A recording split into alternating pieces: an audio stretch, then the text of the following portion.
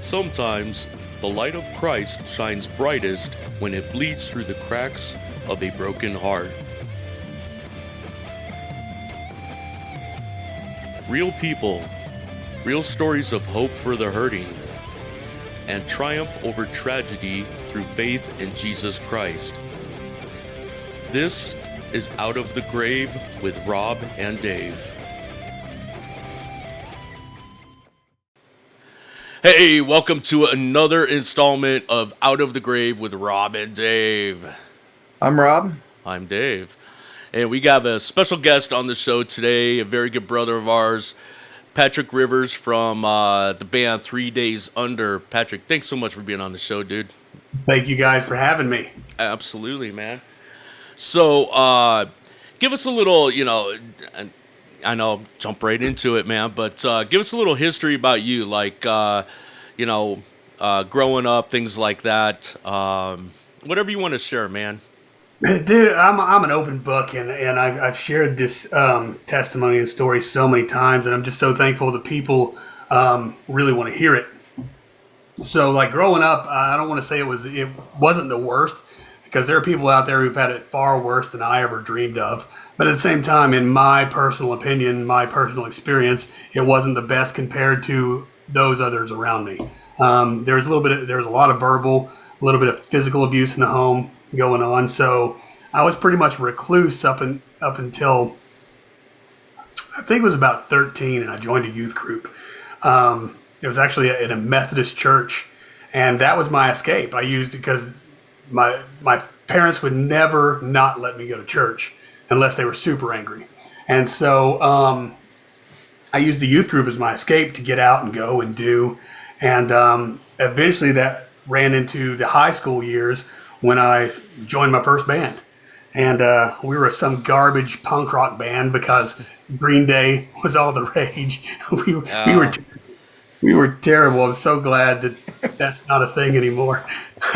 But I met up with some guys, and we started hanging out with the band and all. And that's where I first started drinking and drugs at 16. Wow.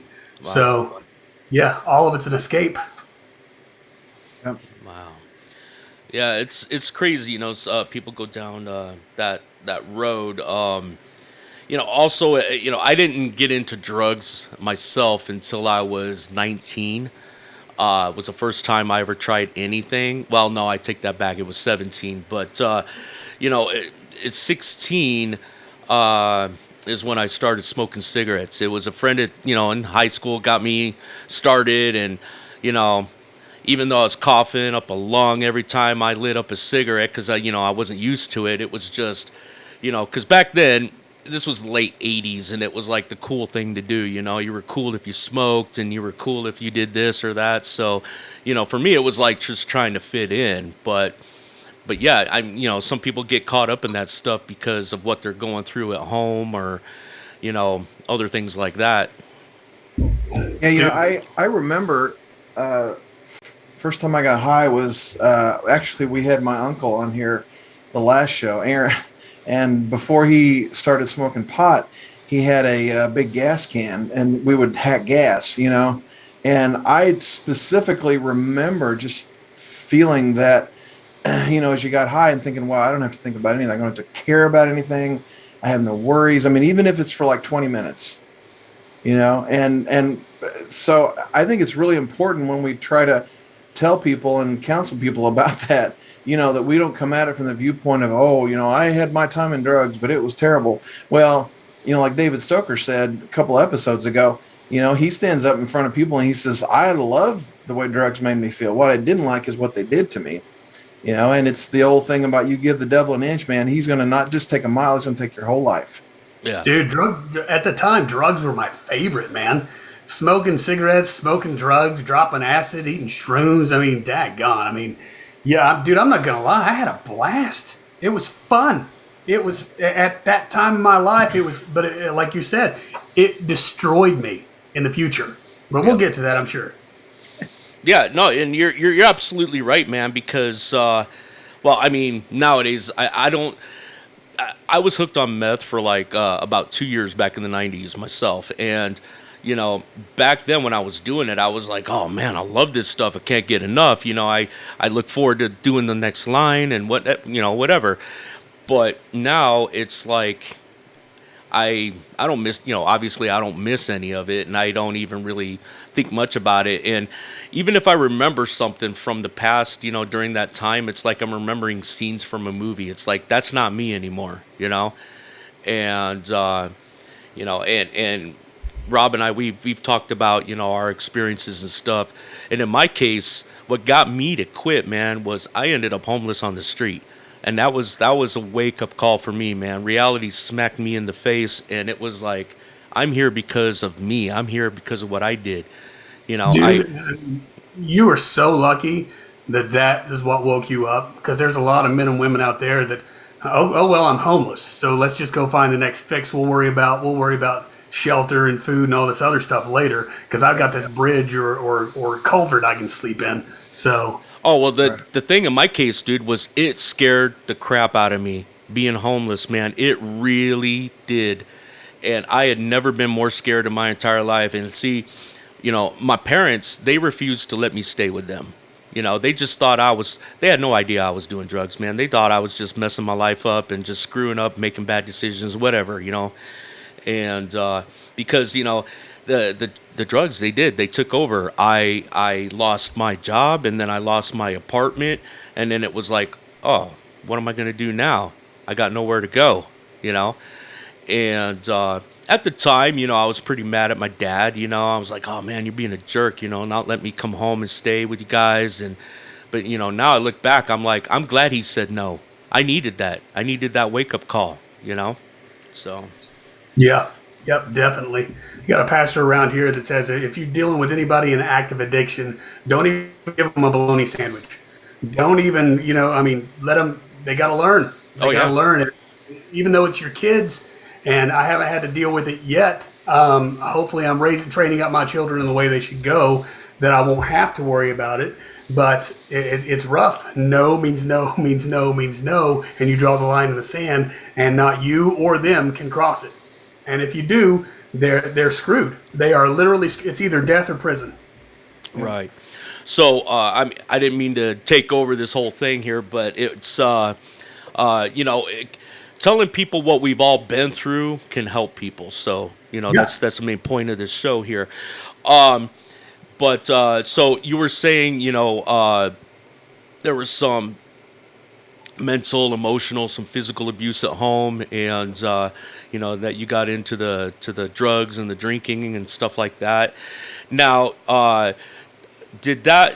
I'm sure like over time that progressed. Was there any serious issues that came from that? Well, eventually there would be, because after like 16 and joining that band and doing that stuff for a couple more years, you go through that graduation, high school, a lot more trouble with the law as a juvenile, as a habitual runaway from home. I was just, dude. If you look at my transcripts from high school, you would be, I like whatever's the lowest GPA that you could have to graduate. I was that guy. Wow. Excuse me. But finally, I graduated. Everything else fell apart. I tried college for a year, flunked out. But looking back on it, I realized that I had an identity issue. It wasn't a people issue. It wasn't a home issue. It wasn't a drug issue. It wasn't an alcohol issue. It was an identity issue, because I got this sticker in the mail that said Marines Extreme. And I'm like, I'm going to join the Marine Corps just based on a sticker. I'm like, you know what? I'm going to make my parents proud. I'm going to go off. I'm going to join the Marine Corps, and they're going to be proud of me. And I'm going to be like my brother and my sister. They're like, they love them, and blah blah blah blah blah. And so So you were that's wanting to what. make other people proud of you instead of you being happy with yourself. Yeah, and like most people are, all, you hear their story. So why'd you join the service? To serve my country and blah blah blah. And am I proud that I served my country? Well, yes, I am. But did I go in for those reasons? No, I went to make my family proud, which is absolutely the wrong reason. And I didn't excel in the Marine Corps, but I wasn't what they call a dirtbag in there either. I was above average in the Marine Corps. I got out as an NCO, but in there they teach you to drink and they teach you to fight. and then they ship you off to war. And so I did 6 months in the war, came back, got a little bit of PTSD, did some stuff, you know what I'm saying? And excuse me. But I got back from there, discharged from the Marine Corps, and I was married at the time, but I was just like killing alcohol like it was cool. I mean, you're talking like a 30 pack a night or a 15 pack a night, Monday through Friday, and then on weekends it'd be Saturday and Sunday I'd be killing a 30 pack, and then do it all over again. And I don't know how my liver's not damaged. I don't know how I know the grace of God why those things are damaged. But it eventually led to a divorce. And then it led to me running wild for a week in Florida with this bartender. I mean, doing a week long of blow and shrooms and vodka. And I mean, gone straight to the freaking hospital because it caused a cocaine-induced heart attack. Oh my gosh. So I rolled into the VA hospital down there in St. Petersburg, Florida. And they hooked me up to the EKG because I was coughing and I couldn't breathe. And so I forget why they hooked me up to the EKG. Something had to spark it. But they looked at that and they immediately rushed me back and put a monitor on me. And the doctor came in and he was like, dude, what have you been doing? What have you put in your body to cause your heart? You're young. I think I was maybe 27, maybe at the time. He's like, you're young. You're in good physical condition. What have you put in you? And dumb me, I lie through my teeth. I haven't been doing nothing. I don't know what it is. I thought it was just pneumonia. Yeah. So then they draw blood. And he comes in the next morning, and he has that look of the I'm not angry, I'm just disappointed look on his face. The dad look, yeah. Yeah. And he's like, you've got enough cocaine in your system to kill a horse. Oh. You're lucky that you're not dead. He's like, now we got to go do a heart cath to make sure that you didn't do any damage, and you could possibly die on the table if something goes wrong. So I'm like, what? No pressure, right? Yeah. Grace to God again, there's no damage done to my heart. Oh, wow. So I wound up back home to Kentucky, and I get this lady pregnant and eventually have my daughter. So there's that stretch. Wow. Story. Sorry, I was just gonna ask. Whenever you went in the Marine Corps, did you stop any of what you're doing, or did it pretty much just? I mean, as far as the drugs and the drinking, or did it pretty much just continue? The drugs stopped because I had what my strict authoritarian parents did ingrain in me was fear of the law. And so knowing that I had signed a contract that if I get busted for illegal drug use or illicit drug use in the service, dude, that could be in the brig, that could be kicked out of the Marine Corps and really screw up my future. I don't know how between the ages of 20 and 24 I decided I care about my future at that time, but I did. So right. Wow. But the drinking continued. Like I said, they train you to drink and fight. And there's going to be Marines on here that probably listen to this. They don't train you to drink, whatever. You never spent enough time in the bars in Okinawa, Japan, or in North Carolina to tell me that you must have been one of them base Marines that hung out in the barracks all the time. Tell me. I've seen it. I've done it. So did the episode in the hospital, I mean, did that wake you up, or did... That killed the cocaine use. Did it? I mean... That was like, well, we're not going to touch that again. But no, it didn't wake me up. I got back home, and of course, the first couple months out of the Marine Corps, the family's all proud of you. That's my son. He's a Marine, whatever. But then they see what they don't understand is the stuff that you pack back from a war, the stuff you pack back from boot camp, that they don't fully understand. So I'm dealing with all this. I was at the point in my life to where it would the post-traumatic would hit so hard, I would forget what I'm talking about, and I could be holding this bottle of water in my hand, and you would ask me what this is. I would literally begin to drool and could not tell you what I was talking about. Have panic attacks, fits of rage. I mean, it was like we were discussing it a little bit earlier. It came to the point to where I destroyed my mom's kitchen from a company Christmas party that we had. I had started that morning when I was working construction. I was working for my uncle, and we had a Christmas party one day. And I got up at 7 in the morning, cracked a beer, and started snorting pills. And so I drank all day. The Christmas party kicked off around 6 p.m. and we were at the bar, and I think we left the bar at 9. We get back to the office because he had a bar set up in the office, and we continued drinking there. And he'd said something that just enraged me. Shoved this guy out of a bar stool. My uncle, my boss, his son comes at me with a pool cue. For some reason, they think it's a great idea to drag me to my parents' house.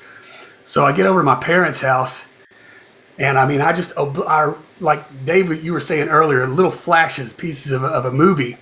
This is what I remember, but I remember just clearing the island counter off of the cookie jars and dishes, and there's broken glass all over the floor, and I'm just destroying things like on a rampage.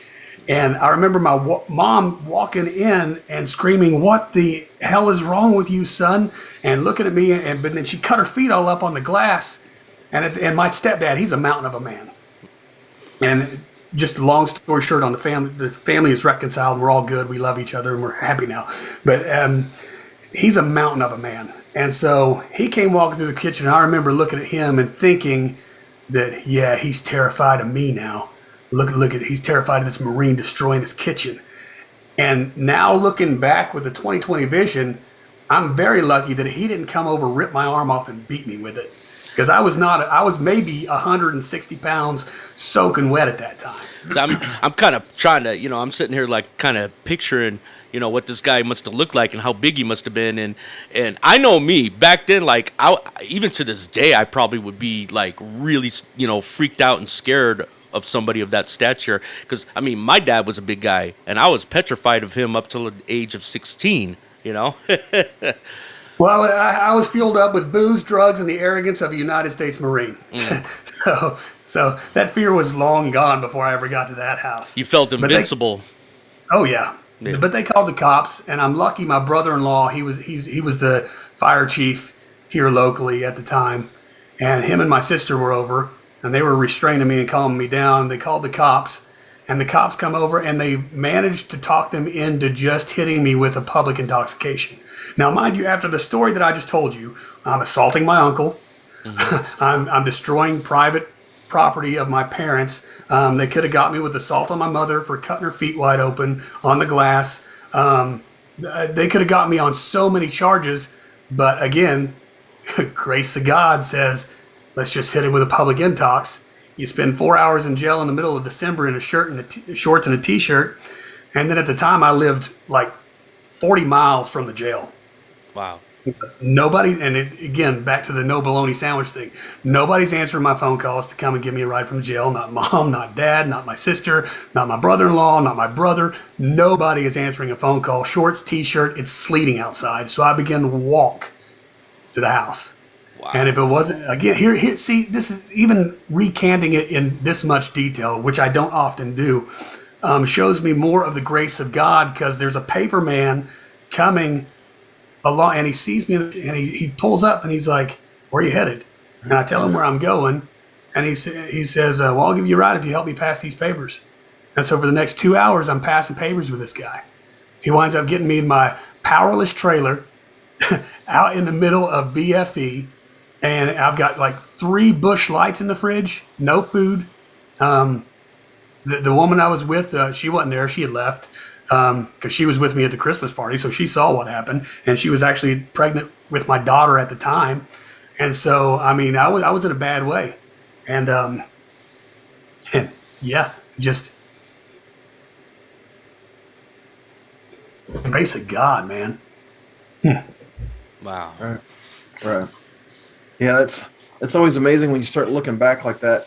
I mean, just like Dave and I both talked about, how we attempted suicide, and more because I was more of a recreational drug user, but Dave, went so much deeper into that. But we both, I mean, technically should have died, and none of the 3 of us deserve that. And that just blows my mind to think that you'd be spitting in the face of God at the time and say, "Well, I know you exist, but I don't care," or even if you're saying you don't exist, whatever. I can't imagine, that depth of love that says, "Well, I know you're a scumbag, but I'm gonna save your life anyway." I mean, yeah, it's crazy. It's hard to put it, even as a writer, even as a Christian for a long time. It's hard to put into words that depth of love. I think that's what people are missing is God isn't just this idea that's this whatever, this formless, shapeless thing. I think it's so important that it, man, that light just shines, and Yeah, that's the difference. Anybody that knew you then and knew you now, I think that would be pretty obvious. I think dude, the cord for my video camera is wigging out. stop it, Oh, Cole. it's starting to blink again. Yeah, it's like a robot or some garbage over here.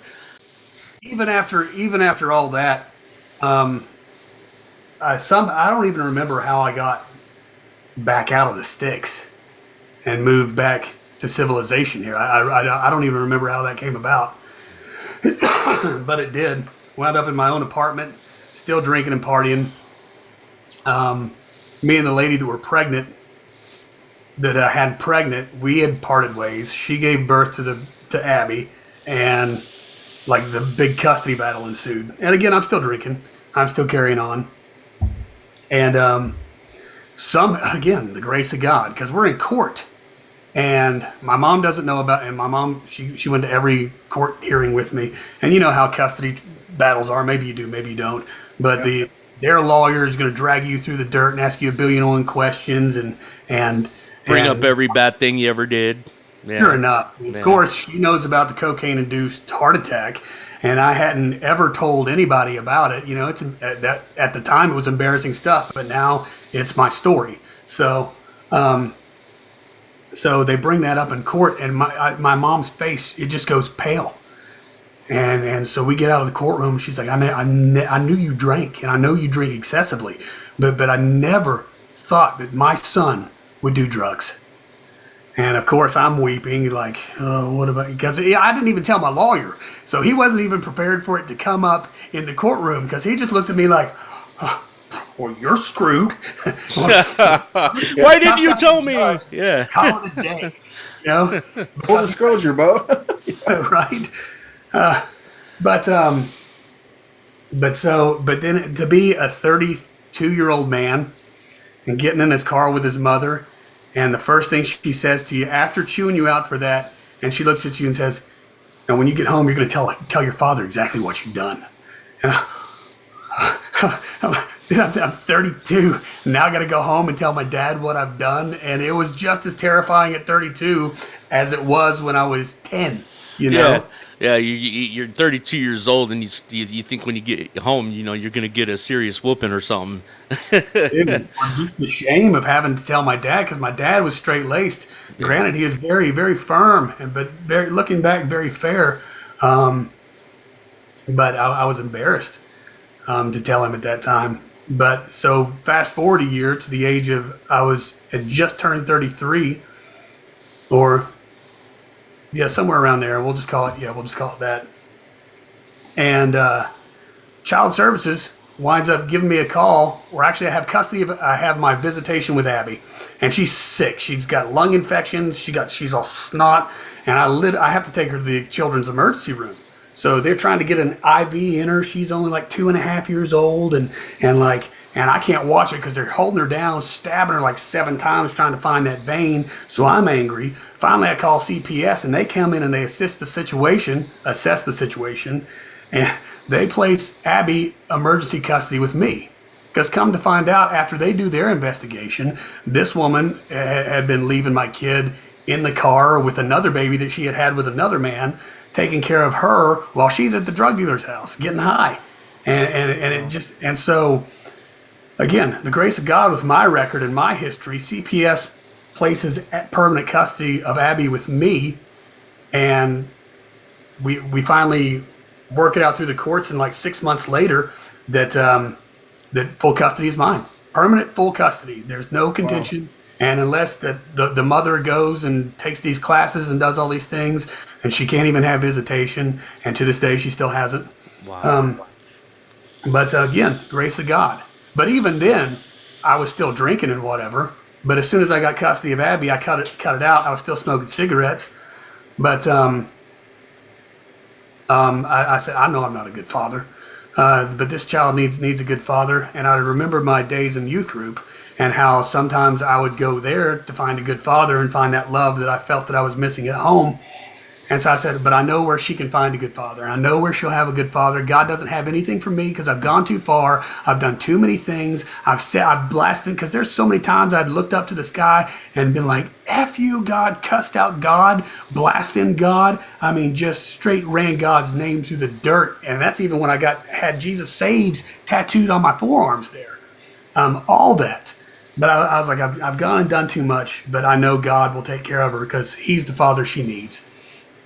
And so I'm pretty sure that's when God laughed because I took her to one of those churches that has here locally. They got like a 900 member congregation on the first service and like 1,000 members in the second service. And of course, I'm doing the back row Baptist thing in the second service. And I'm like maybe 3 weeks deep into this new church life because I do believe in once saved, always saved. But I also believe that there is no rededicating your life to Jesus because you were either dedicated or you weren't to begin with. I don't think there's a rededication. So Preacher Man starts giving the altar call 3 weeks deep into this, and I'm starting to feel some type of way. Next thing you know, I'm welling up, getting tight-chested, hard to breathe. Now, mind you, there's 1,000 people in this congregation, and I'm gripping the back of that pew like the death grip on it, and just I'm out walking down the aisle to the Preacher Man, sobbing, snot, lip quiver, just that ugly smoker's cough that you get because you can't catch your breath. I used to be a heavy smoker. That's probably where this cough remains from. But so I get up to the Preacher Man. He says, "Do you want to give your life to Jesus?" And we do that whole 9 yards, and I'm bawling. And still just ugly, that big bad Marine standing in front of 1,000 people, or at least big bad Marine in my mind. Again, only about $1.60. In front of 1,000 people, just ugly crying, And so it was like 45 minutes after the service, the Preacher Man has me back in his office, and I'm still just, and this dude looks at me, he's like, "Son, are you going to be all right?" Yeah, but I mean, but then and there, I know I was changed. I know that I was changed, and it's amazing. It's been amazing. Now it hasn't been all rainbows ever since. There have been hard times. There was another divorce and all that, time. There have been struggles. There have been heartaches. There have been hurts. There have been hang-ups. But it's been amazing. Every bit of it's been amazing, and I wouldn't change a single day from birth till now for anything in the world. I wouldn't. Wow. That's awesome. And I think it's so important, and I've said this before, that I think certain people that aren't, that don't follow Christ, it's really easy for them to, look at our lives, you with the band and Dave with the show, me with my book or, whatever, my blog. And, you know what I mean? It's so easy to look at somebody and think, wow, that person has it all together. And man, this is why we do the show, because I want people to understand that, number one, a lot of us walked a very broken road to get here, and number two, we understand what they're going through. But number three, as you say, it's not been all, sunshine and roses since. And I never want to put that across that once you get saved, it pretty much fixes everything. It fixes a lot of things. It fixes your heart and your soul, and you got that peace. But man, you're still going to go through some stuff. It brings on new stuff, Yeah. And you still have the, like you say, the old life that you're dealing with, whether it's relationships or whatever. That just doesn't all automatically heal itself, Yeah, definitely. And even what I shared with you guys today, I mean, there's just so much. You guys got like 30% of the story. And even now, because what am I, 9 years old in Jesus now? Like full blown dedication. I mean, I was introduced to him at a young age. But there was no dedication there. But I know that introduction when I was like 8, I think I was at a church camp and I got saved at church camp. But so that introduction mixed with the youth group in my teen years, that led to what it is now. And even like right now, in this very moment, I'm in another season of change. And there are things being stripped away that I didn't realize that I was holding on to. And some of them that I did realize that I have realized that I've been holding on to. But the change that is going on within me is ridiculously amazing. And I can't wait for the final product because, well, the next level, I guess you could say, to what I'll look like in this next season and who I'm going to become in the next season because it's amazing. And I mean, just what God's going to take away or remove from my life right now. It could be the band, it could be whatever, but I know He's doing it for His glory anyway. And so fear of loss and fear of change is no longer an issue because I realize it's all just shit selfishness anyway. Because when it comes down to brass tacks, and people aren't really going to like this, your life is not about you. Your life has nothing, not one iota, to do with you. Patrick's life doesn't have to do with Patrick. We are here for everyone else around us and how we show the Jesus in us. And once you realize that what you have isn't even yours anyway, and that your life isn't yours, you're winning then. That is how you win this game called life. Yeah, it's I've said this before, but it's amazing the extraordinary lengths that the Lord will go to build His kingdom, and the stuff that we go through, and whenever things don't make any sense, and that's why of course it's where faith comes in. But yeah, I've realized it took me a long time to realize that, but I've realized that this whole thing is about building His kingdom. How can I most effectively? I with a buddy of mine, I started thought it was going to be a band, right? And we recorded a few songs, and hey, this is how I'm going to do it. Well, the Lord had a different idea in mind. What was cool was that Trey was actually raised on that demo that I recorded, and he ended up saying, "Well, Dad can do it, I can do it," and now he's doing it. But God said, in His wisdom, well, yeah, that's it's not bad, but I kind of have a different idea for you. And man, like you said, it is so important that you keep that in mind, that you keep in mind that it's not about me. It's about, following the Lord because He knows best. And that doesn't seem like the truth sometimes, but it actually is. Yeah, definitely doesn't feel like the truth sometimes either. But here we are. And now I get to go and do, and I get to see, and I get to meet amazing. Without what God has given me now with the band and the ministry, I would have never met you two. I would have never, the odds of us ever crossing paths without this are zero. Yeah. But what God's placed in my life and given me it's to meet amazing people like you. It's to pray for the men and women when we're out doing a show. It's to it's just to be what I was created to be. Mm-hmm. And so, and right now, a lot of this season that He has me, and like next year, we're being very prayerful about the shows we take and the shows that we do. I think we only have a handful lined up for next year, simply because one of the areas that I'm failing the most in right now is being the pastor in my own home. I can go out on the road and I can be this most amazing Christian, praying for everybody and doing all these Jesus things. What's that amount to? Nothing if I come home and I'm a freaking monster here. Right. And I'm not saying that I'm a monster here, but I tell you what, I'm definitely not the guy here that I am out there on that stage, and that needs to change. And again, I'm just being 100% transparent. I'm not going to ever, you will never see me and think, well, I heard this about this guy.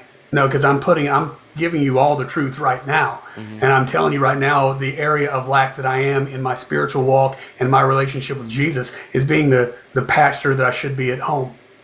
And that's tough, and you have to be willing to roll with, the way that your family feels about that, and if they come at it like, well, we've heard this before, Dad, you have to face that, Well, my biggest issue is that the expectation. I think I assume that just because this is what I do, it automatically falls to them, and they have this understanding, the same understanding of the word and the walk that I have. So they understand all these things the way I understand them, and that's not even anywhere near the case. And so it's just when I come off the road, and these aren't excuses. This is just how I'm figuring it out right now. When I come off the road, spending so much time pouring into the music, the bandmates, the people on the road at the venues or at the shows, running on little sleep, little food. You get back home, I just don't have any. I don't ever leave anything in the tank for my family, and so I have to figure out how to balance the ministry on the road to the ministry in my family life to ensure that my kids are raised up in the way that they should go, and that my wife is loved like Christ loves his church. And so, and I'm telling you, I'm falling short on all those fronts right now. Right. But I recognize it and I'm working on it. So That's the important thing. Yeah. That's the key, yeah. So, if you don't mind, if we can jump back just a little bit. So, how did you go from, walk us through how you went from that guy that's all, goosey and blubbery in the church to the band? I mean, what, because that probably wasn't an immediate or smooth transition. Well, I hadn't picked up a guitar from the time I think I was 17 until 30. I hadn't really picked up a guitar and done anything. And so after Jesus found me, the woman that I was married to at the time, I forget how she found out that I even played music ever. Maybe we had that discussion or something like that. But one Christmas, she got an acoustic guitar. And I remember that I heard on the radio at the time, Need to Breathe's Washed by the Water. And I was like, that's very basic chord structure. I can do that. So I learned the song and I started playing and started singing a little bit more again. And then I was going to the church at the time with a guy who was also playing music. So I was like, hey man, we should do stuff. And so I started spending a little bit of time over his house, writing and working. And the ex-wife, she's like, I bought you that guitar so you could just pick around and enjoy some stuff at the house. I've already got a 17-year-old boy. I don't need another one with having dreams of going out and doing. And I'm like, wow, okay. But that didn't stop me. So, Right. And of course, that's not what, the band isn't the reason we got divorced or anything. But finally, I started playing more, and I just kind of always wanted to get back to the roots of playing out again, but actually pouring into people, using music as the ministry. I'm sure it's how every artist starts. I want to use music as a ministry and basically use Jesus as my step stool to stardom, which I see way too much of it. Yeah. And that was not my motive. I just threw that in there as a funny ha-ha. But so that's how I really started. I got my buddy Danny Adkins here locally. I watched him and his band play quite a few shows, and they were kind of a rock worship band, and I was just in awe. I was like, that's what I want to do. Look at the people they're influencing and affecting with their music. Look at them praying over them. They're literally changing lives with their music. That's what I want to do. And so I put together a couple iterations of a couple different bands that weren't terrible, but they were necessary to get to where I am with 3 Days Under right now. And it's not that we're like super far along, but everything's a growing process, and I'm extremely happy with where we are going into year 6. So, Right on. Cool. Yeah, and amazing music.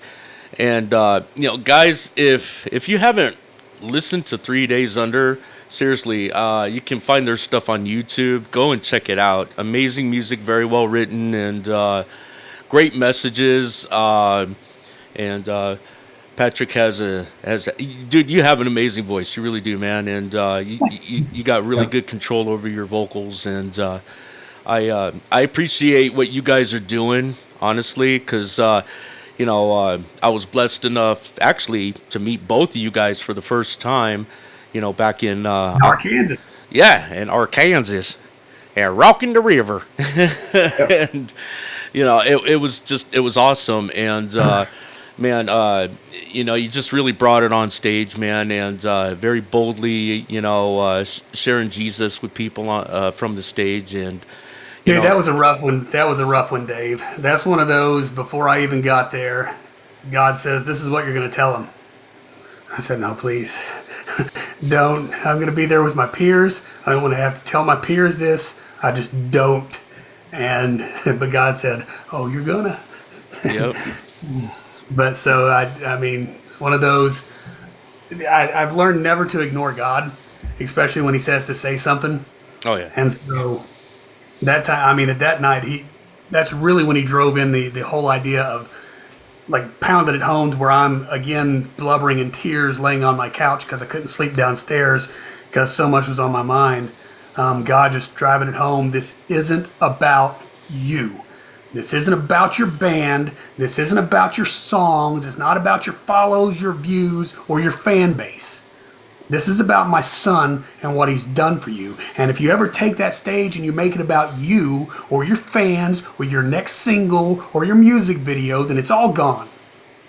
And I was just so convicted because I got lost in the numbers on like Spotify plays, or I got lost on the numbers of how many Facebook followers we got. The only followers that anybody ever deserves is Jesus. Amen. Not a 3 days under. But He really convicted me about that, man. And so when you have to go, and He said, well, now that we've dealt with that with you, now you're going to get up on stage and you're going to tell that to your peers. Because even when we showed up there, and I'm not going to name names or anything like that, but I saw things being about the artists. And I'm not saying that's who they are, because all those people are amazing and they're fantastic and they're great at what they do, and they also have big hearts for Jesus. But it was just confirmation of God saying, this is why you need to say this. Because as soon as it was spoken, I noticed a shift in the atmosphere. And I noticed a change, and I noticed a lot more Jesus going on than what was going on in the hustle and bustle. Because at those big events, it's easy to get confused because you're trying to move bands in, you're trying to get things set up, you're trying to make sure that everything is working and smoothly and like a well-oiled machine. So it's so easy to get caught up in making sure the event is good.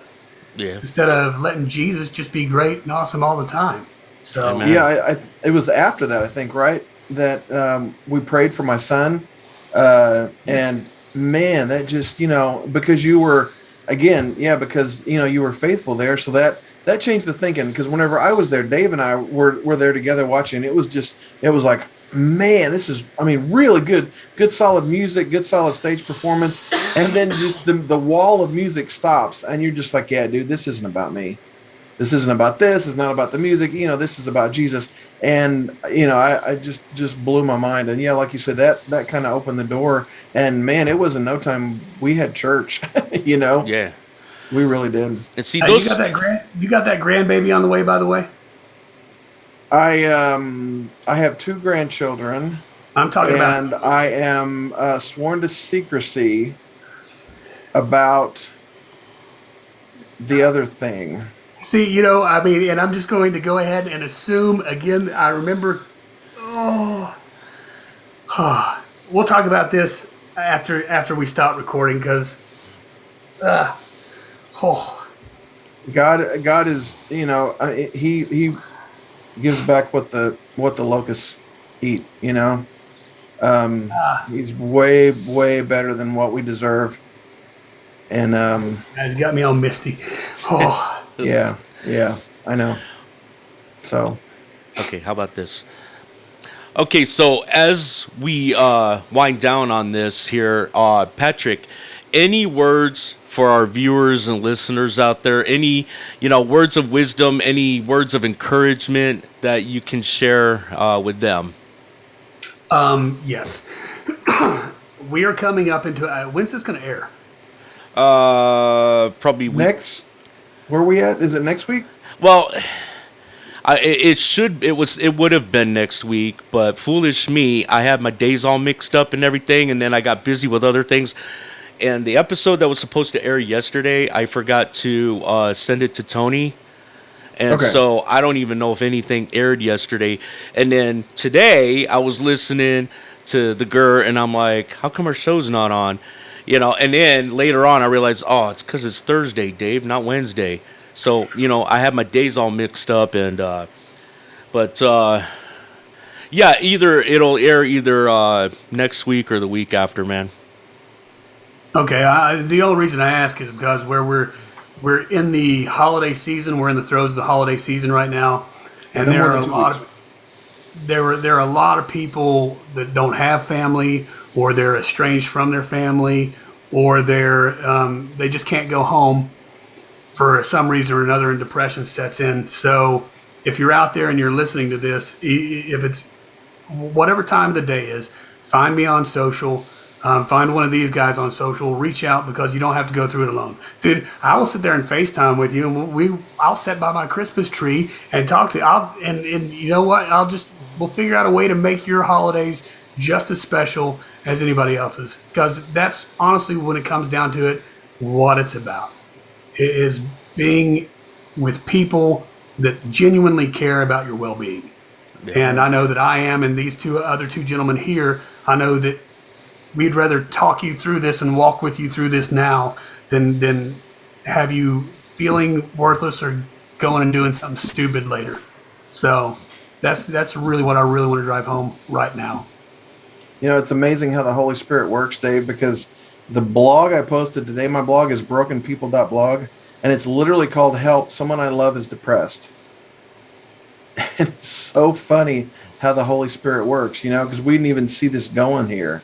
And all of a sudden, it is. I mean, the Lord is reaching out to, you might be listening. He's reaching out to you, and you may not have even been aware of it until this very moment. But God will do whatever He can to get in touch with you. And I've seen it happen in movies, and then people on the street, and God knows what we need, and man, he's reaching out to you. He really does care. He really, really, really does care. And I think that's so important that we keep that in mind. Well, we're here's a little prophetic for you. We are entering into a season to where things are shifting, and God is going to move onto those that are broken and hurting. So if you can keep your heart soft and you can keep your ears open, wait for the work that He's about to do in you. Because I'm not the only one right now going through this season of change. Like take a caterpillar, for instance, when it goes into its cocoon and it transforms into that butterfly. Oh, he's talking about butterflies. Shut up. And there's a point. You honestly think that it is all comfortable and a smooth transition from a daggone worm into that beautiful creation he comes into? It becomes. It has to be excruciating. He's literally kind of melting down into goo, restructuring its entire organic makeup to become something different.